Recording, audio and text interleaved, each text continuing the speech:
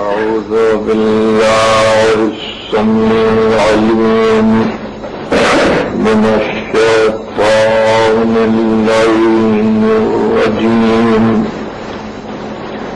بسم الله الرحمن الرحيم.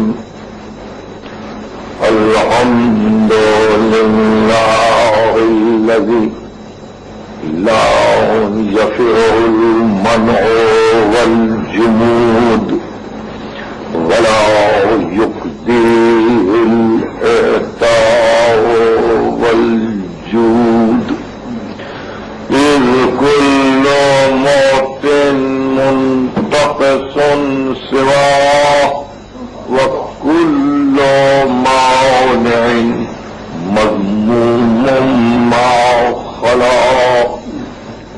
هو المنان بفوائد النعم وعوائد المزيد والقسم، ما اختلف عليه دهر فيختلف منه الحال، ولا كان في مكان فيجوز عليه الانتقال. جلت عظمته، والصلاة والسلام على سيد أصل ما في الوجود، سر الله في كل موجود، نقطة دائرة الوجود، صاحب اللواء الحمد والمقام المحمود، أبي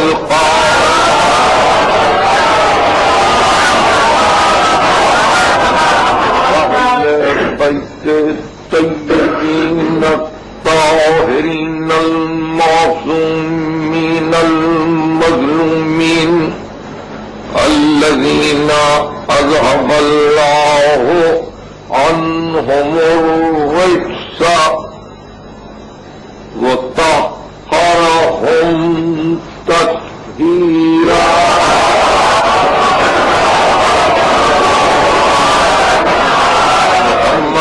بعد فقد قال الله سبحانه وتعالى في محكم كتابه الحكيم: والذين هاجروا في سبيل الله ثم قتلوا أو ماتوا ليرزقنهم الله رزقا حسنا وإن الله لهو خير الرازقين.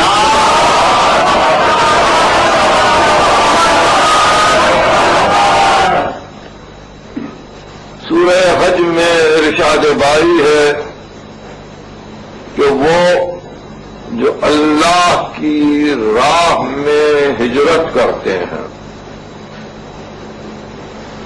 سبیل الہی میں جنہوں نے ہجرت کی اور پھر قتل کر دیے گئے،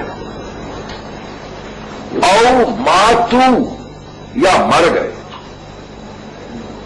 یا قتل ہو گئے دوران ہجرت یا مر گئے، ثم قتلوا او ماتوا، تو وعدہ یہ ہے لَيَرْزُقَنَّهُمُ اللَّهُ رِزْقًا حَسَنًا، خدا ان کو رزق حسن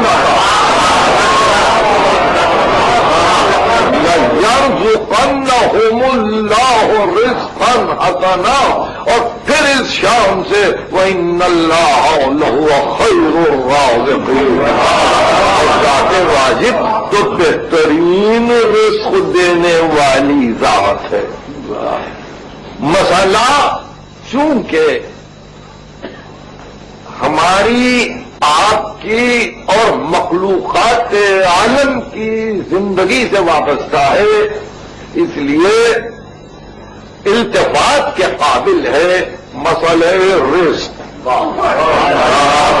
ذات واجب نے اپنے آپ کو خیر الرازقین کہا ہے، اور پھر کبھی ارشاد فرمایا کہ میں رزاق متین ہوں، یہ دو لفظوں کی ترکیب ملاحظہ فرمائیے کہ رزاق متین ہوں، دیتا ہوں سب کو اور پھر سب بگڑتے ہیں.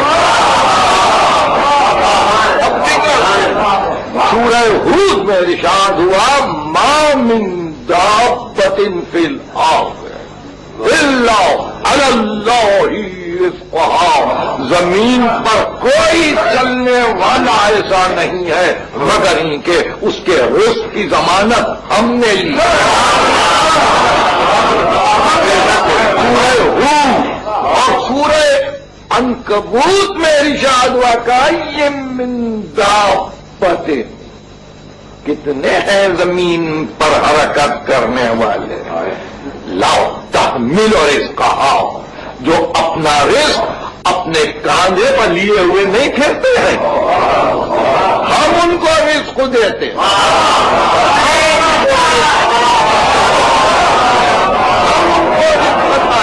رزق الگ ہے، آنکھیں دی تو آنکھوں کے لیے، کان پیدا کیے تو کانوں کے لیے رزق ہے، ناک پیدا کی تو ناک کے لیے رزق الگ ہے، لمس کو پیدا کیا تو قوت لامسہ کے لیے رزق الگ ہے، اور پھر آگے بڑھ کے اگر عقل دی تو رزق عقل کچھ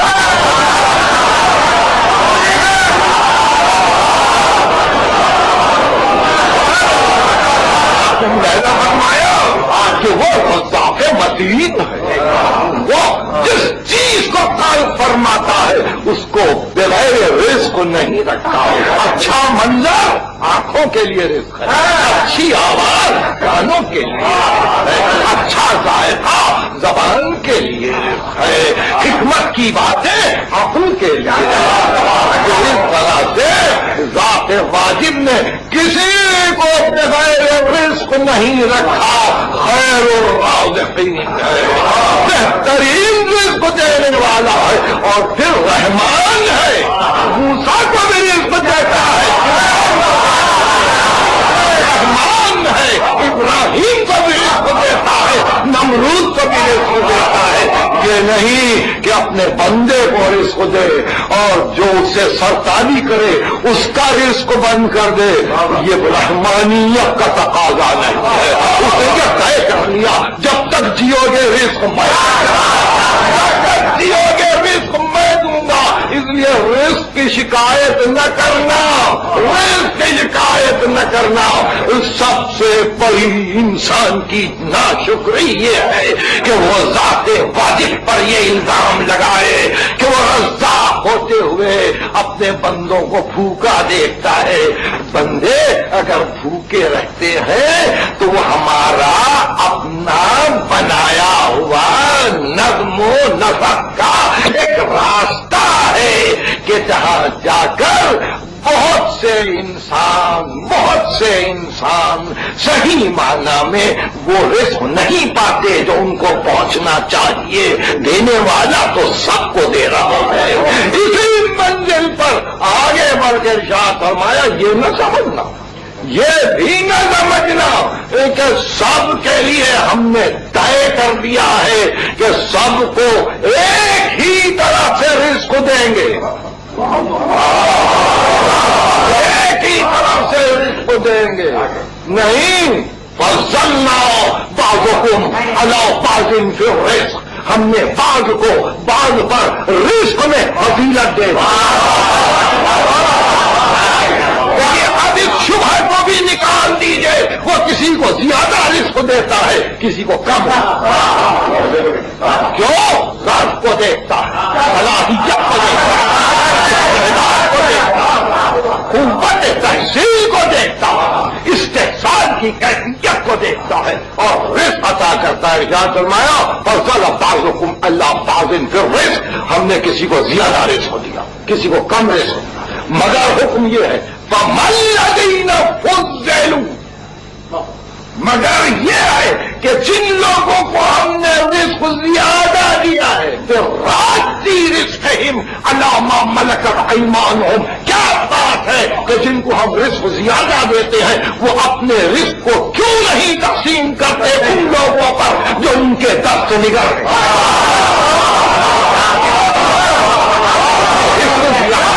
انکار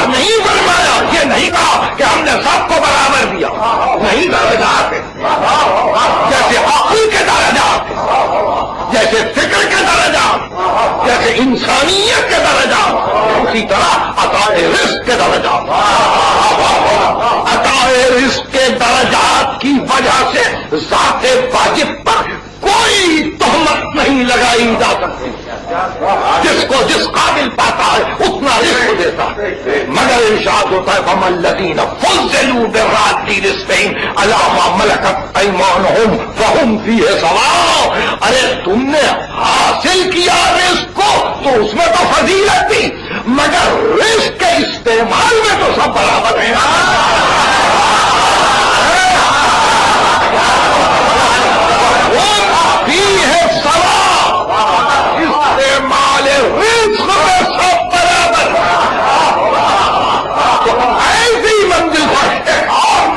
کو قرآن نے حل کر دیا کہ ہم تو بہت سو کو رزق میں اضافہ کر دیتے ہیں، مگر یہ چاہتے ہیں کہ جب ان کے پاس اضافے سے رزق پہنچ جائے تو جو ان کے دست نگر ہو وہ ان تک تو رزق پہنچا دے، پہنچا دے.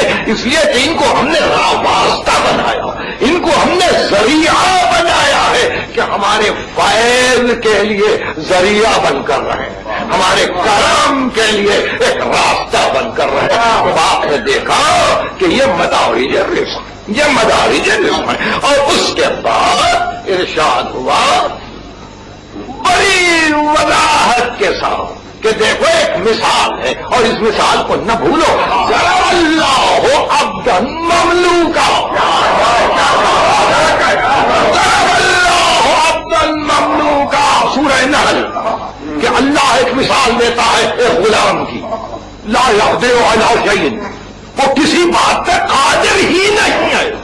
ضرب اللہ مثلا عبدا مملوکا لا یقدر علی شیء ومن رزقناہ منا رزقا حسنا. اور دوسرا وہ شخص ہے کہ جس کو ہم نے اپنے پاس سے رزق حسن دیا. اب مثالیں دی، ایک غلام ہے جو کسی بات پہ قادر نہیں ہے، ایک وہ ہے جس کو ہم نے رزق حسن دیا ہے. تو اس کا عالم یہ ہے ومن رزقناہ منا رزقا حسنا فهو ينفق منه سرا وہ چہرا. تو اب رزق پانے والا رزق حسن کا کبھی چھپا کے تقسیم کرتا ہے، کبھی علانیہ کبھی رات کی تاریخی میں دیتا ہے، کبھی دن کی روشنی میں دیتا ہے. تو جس کو ہم نے رزق حسن دیا وہ رزق حسن کو روکتا نہیں،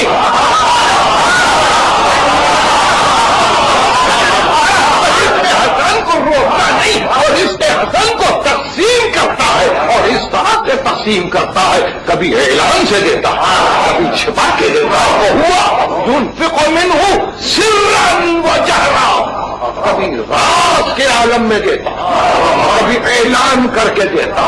ایسے بندے سے ہم خوش ہیں اور ہم دیکھتے ہیں کہ وہ جو دوسرا ہے وہ مملوک ہے، روک رکھتا ہے رزق کو، وہ غلام ہے. اور غلام کی مثال کیا ہے؟ لے تو دے دے، غلام کو کہ لے تو روک رہے.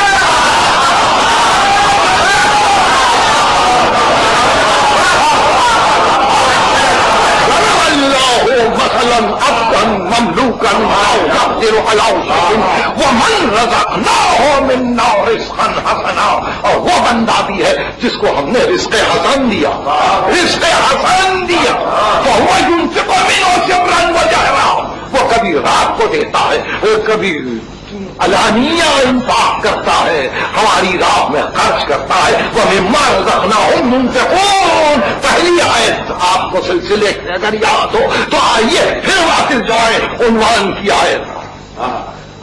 وَالَّذِينَ، وہ لوگ جنہوں نے ہجرت کی، ہاجروا فی سبیل اللہ ثم قتلوا او ماتوا، وہ قتل ہو جائیں یا مر جاؤں، لَيَرْزُقَنَّهُمُ اللَّهُ رِزْقًا حَسَنًا.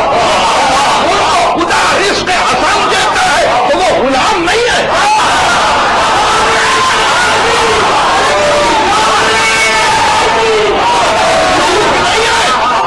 وہ فکر آزاد رکھتے ہیں. ان کی موت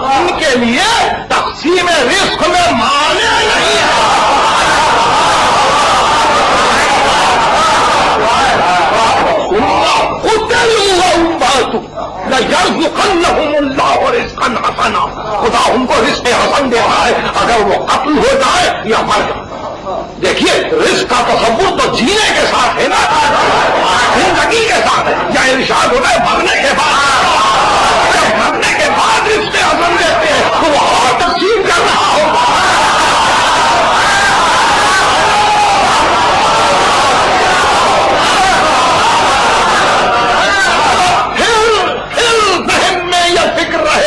بڑی فکر پیش کر رہا ہوں جس کو ہم یہ دیکھتے ہیں کہ راہ خدا میں ہجرت کر کے آ رہا فی سبیل اللہ, مکان سے مکان کی طرف ہجرت نہیں, من بلد الی بلد ہجرت نہیں, بلکہ نہیں عادات قبیحہ کو چھوڑ کر خصائل حسنہ کی طرف آ رہا, ظلمات کو چھوڑ کر نور کی طرف آ رہا, بدی کو چھوڑ کر نیکی کی طرف آ رہا ہے. تو اگرچہ اپنے مقام پر بیٹھا ہی ہو مگر مہاجر ہے,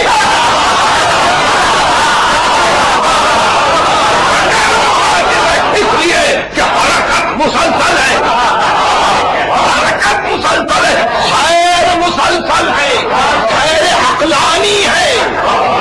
ظلمت سے ہٹ رہا ہے نور کی طرف آ رہا ہے, باطل سے ہٹ رہا ہے حق کی طرف آ رہا ہے, غیر حق کی طرف سے ہٹ رہا ہے حق کی طرف جا رہا ہے. تو ایسے موقع پر مہاجر ہے.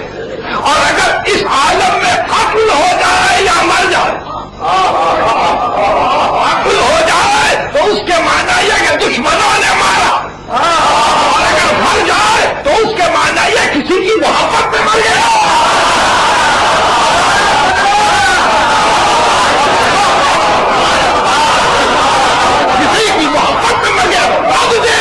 ہم اس کو رزق حسن دیتے ہیں. یعنی اب ایسے قتل ہونے والے یا ایسے مرنے والوں کو مردہ نہ سمجھنا. کیا دلیل دی ہے؟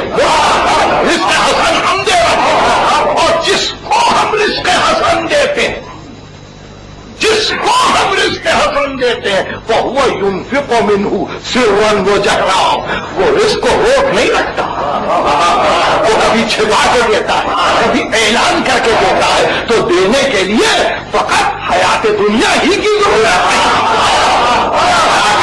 اس سانس کے چلنے کی ضرورت نہیں, جسم کے متحرک ہونے کی ضرورت نہیں. قتل ہو جانے کے بعد بھی رزق بانٹ سکتا ہے, مرنے کے بعد بھی رزق بانٹ سکتا ہے. اب آپ نے دیکھا کہ اس منزل رزق پر پہنچ کر چند باتیں واضح ہو گئی. سب سے پہلے یہ کہ کائنات کے ذرے ذرے کے لیے اس کا اپنا رزق ہے. رزق دینے والا رزاق متین, اس نے ہر شے کو اس کی استعداد کے مطابق رزق دیا ہے. تو اسی طرح سے ہجرت کرنے والے کو بھی رزق دیتا ہے.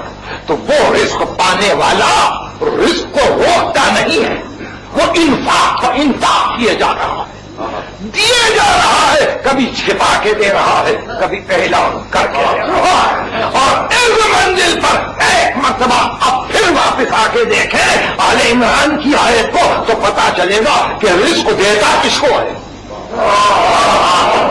رزق دیتا کس کو ہے. تو ایسے منزل پریشان ہوا کہ لا تحسبن الذین قتلوا فی سبیل اللہ امواتا بل احیاء عند ربهم یرزقون. اللہ کی راہ میں قتل ہو جانے والوں کو مردہ نہ کہنا. یہ قرآن ہے, یہ قرآن ہے. لا تحسبن الذین قتلوا فی سبیل اللہ امواتا, گمان بھی نہ کرنا. ترجمہ صحیح ہے, گمان بھی نہ کرنا. لا تقولوا اور منزل پر ہے, لا تحسبن الذین گمان بھی نہ کرنا کہ ہماری راہ میں قتل ہونے والا مردہ ہے. نہیں, وہ زندہ, اور زندگی کی علامت عند ربهم یرزقون. زندگی کی علامت یہ ہے کہ اپنے رب کے پاس وہ رزق پا رہے ہیں, اپنے رب کے پاس وہ رزق پا رہے ہیں. کشتگان راہ خدا, فرحین بما آتاہم اللہ من فضلہ، خوش ہے کہ اللہ نے اپنے فضل سے یہ دیا ہے، یہ منزلت عطا کی ہے، ان کو فرحت ہے۔ وَيَسْتَبْشِرُونَ بِالَّذِينَ لَمْ يَلْحِقُوا بِهِمْ أَلَّا خَوْفٌ عَلَيْهِمْ وَلَا هُمْ يَحْزَنُونَ، اور بشارت طلب ہے، خوش بھی ہے اور بشارت طلب ہے کہ میرے بعد آنے والوں کو اپنا خوف رہے گا نہ حزن رہے گا۔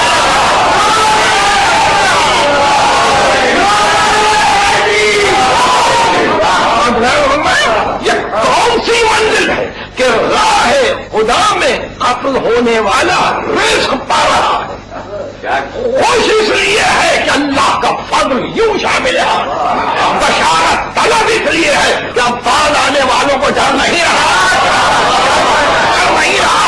اب جس کو جہاں ضرورت پڑے نام لے لے شہید کا،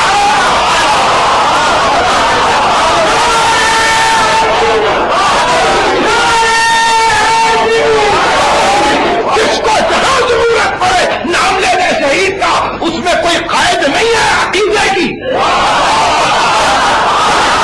یہ کہتا ہے ہم حسین کے نقش قدم پہ چلیں گے، عقیدے کی قید نہیں ہے کہ اسی عقیدے کا ہو تو کہے نہیں، کیوں؟ اس لیے کہ وہاں رزق بڑھ رہا ہے، رزق بڑھ رہا ہے، سخی کی بارگاہ ہے،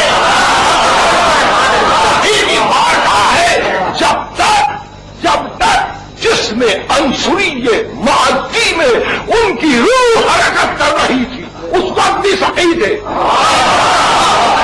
روٹیاں اٹھا اٹھا کے دیتے تھے اور اللہ کو لے لیتے،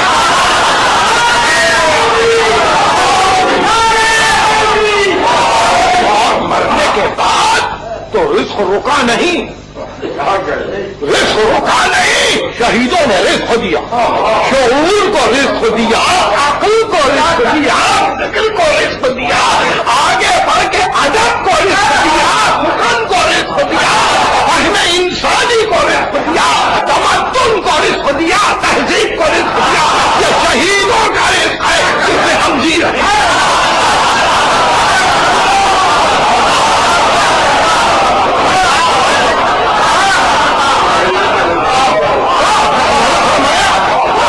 یہ منزل عجیب منزل، یہ شہیدوں کا رزق ہے، شہیدوں کی تقسیم اس طرح سے ہے رزق کہ وہ مسلسل عطا کیے جا رہے ہیں، ہر منزل، ہر احتساب کرنے والے، ہر استعداد رکھنے والے، حزب حوصلہ شہید سے رزق لیا۔ آل عمران کی یہ آیت بات سن چکے ہیں کہ گمان بھی نہ کرنا کہ کشتگان راہ خدا مردہ نہیں، بل احیاء، وہ زندہ، یعنی اللہ کی نگاہ میں زندگی اور موت کا وہ مفہوم نہیں ہے آپ کی اور ہماری نگاہ کہ سانس چلے تو زندہ ہے، ہم حرکت کریں تو زندہ ہے، نہیں، قرآن کی نگاہ میں تو حیات و موت کا تصور کیوں ہے؟ سورہ جاثیہ کی آیت ہے ام حسب الذین اشتروا السیئات ان ندخلهم كالذین آمنوا وعملوا الصالحات سواء محیاهم ومماتهم ساء ما یحکمون۔ کیا بدکاری کرنے والے یہ سمجھتے ہیں کہ ہم ان کو ایمانداروں کی صف میں لا کر کھڑا کر دیں گے؟ نہیں، ان کی حیات و موت ہمارے نزدیک دونوں ان کی حیات و موت ہمارے نزدیک برابر ہے، تو بدکار کی زندگی قرآن کے نزدیک موت ہے، قرآن کے نزدیک موت ہے، یعنی سانس لیتی ہوئی میتیں ہیں، حرکت کرتے ہوئے جنازے ہیں، یہ حیات نہیں ہے، مگر قرآن جس کو زندگی کہتا وہ زندگی وہ ہے کہ جہاں ایمان و عمل صالح کے بعد انسان عزم ہجرت کرے، عزم ہجرت کرے ظلمت سے نور کی طرف، اب قتل ہو جائے یا مر جائے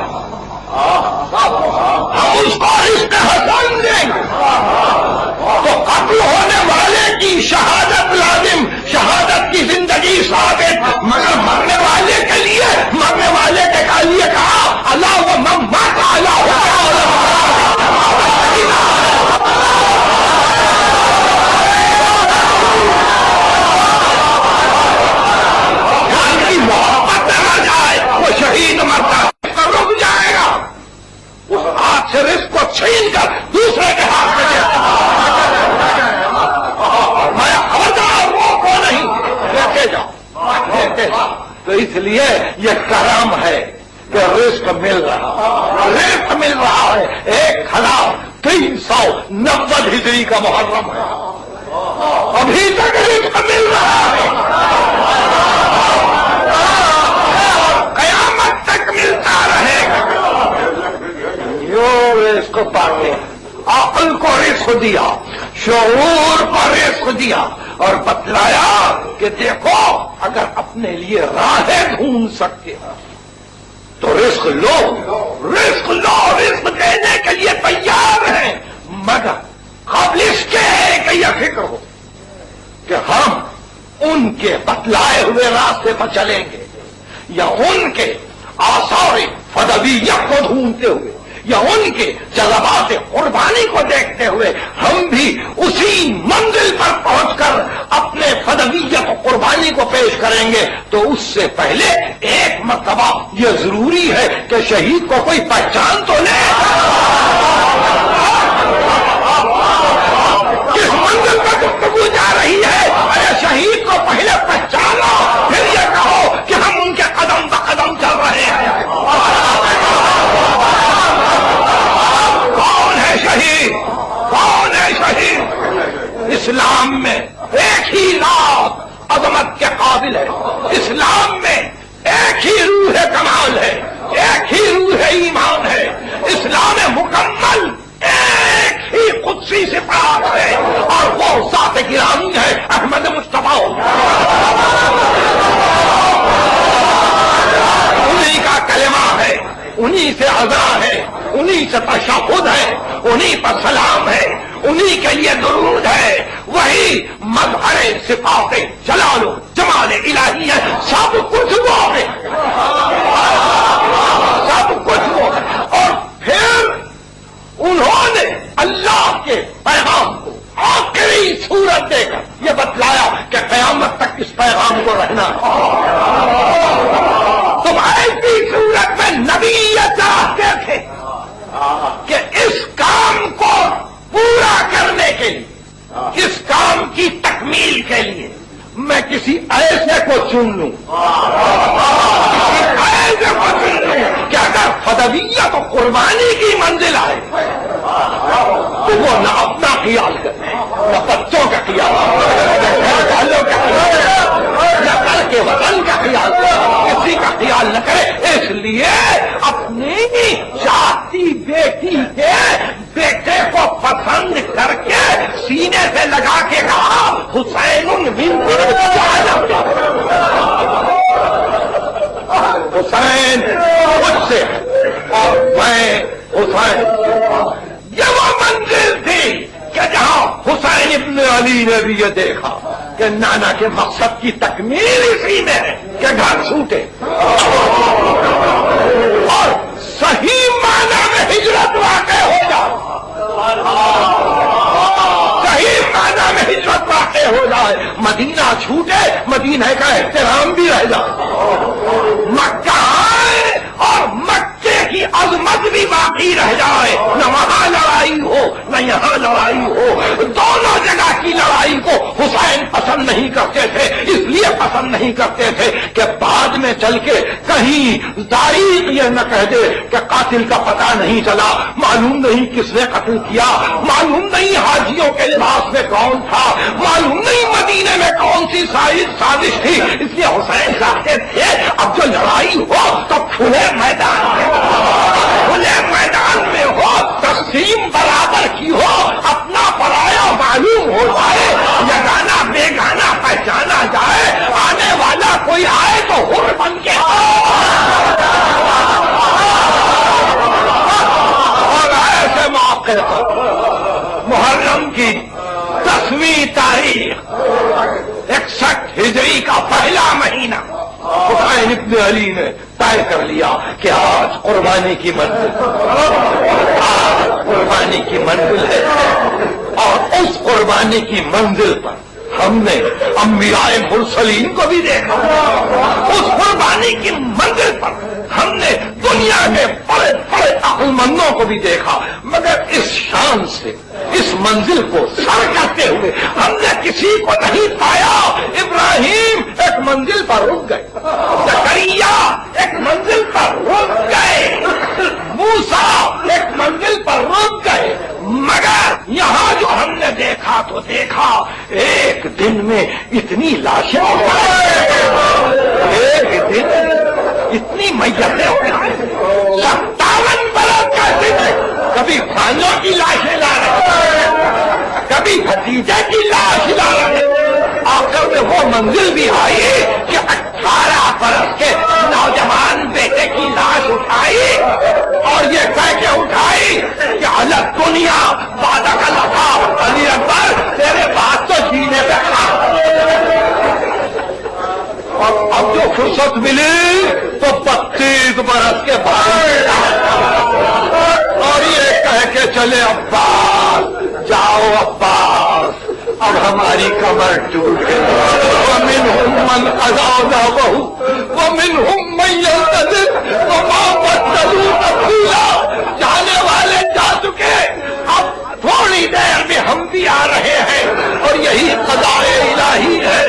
یہ کہہ کے گودال قتل گاہ میں آئے، زخمی تو ہو چکے تھے، ایک گھوڑے کی گردن میں دونوں ہاتھوں سے ڈال دیا اور کہنے لگے ذوالجناح آخری سواری ہے، آہستہ آہستہ چل، جگہ ہم خود چن لیں گے، ہم خود پسند کر لیں گے۔ اس مقام پہ پہنچ کے جگہ کو پسند کیا اور بے اختیار زمین پر سجدہ باری میں گر پڑے اور آواز دی الہی وہ سیدی وہ مولایا رضن بقضائک وتسلیما لامرک، تیرے حکم پر راضی ہوں، تیرے امر کو مان رہا ہوں، لا معبود سوا یا غیاث المستغیثین، تیرے سوا میرا کوئی معبود نہیں۔ اے پناہ نہ رکھنے والوں کو پناہ دینے والے اب میری مدد کر، حسین زمین پر آئے، ادھر قیدے کا پردہ دیکھتے اور یہ کہتے ہوئے نکلی بھائی نظر نہیں آتا، بھائی نظر نہیں آتا، کربلا کے میدان میں شام ہو رہی ہے، شام ہو رہی ہے، بھائی کو ڈھونڈ رہی ہے۔ کیا ایسے میں ایک مرتبہ آواز آئی، جاؤ بہن واپس جاؤ، جاؤ بہن واپس جاؤ، اب سے بیمار کی حفاظت کرو، سکینہ کی حفاظت کرو، گھر والوں کی حفاظت کرو، اب تو واپس آئے، جو تھا خیمے جل رہے، اب تو واپس آئے، تیرا خیمے جل رہے، تو گھبرا کے بچوں کو باہر بھیجا، عابد بیمار کا سجادہ باہر لائی، سکینہ بیوی کو سنبھالا، اور ایسے عالم میں کہ جب کہ ادھر خیمے جل رہے تھے، کربلا کے میدان میں شام ہو رہی تھی، خائری زینب کی پریشانی، ایک مرتبہ ام کلثوم سے کہا بہن ارے کل کی بات تھی نا، اسی خیمے کے افراد عباس بھی تھے، علی اور محمد قاسم ابن حسن، بہن آج کون ہے، چلو تم ہم مل کے آج بچوں کی حفاظت کریں۔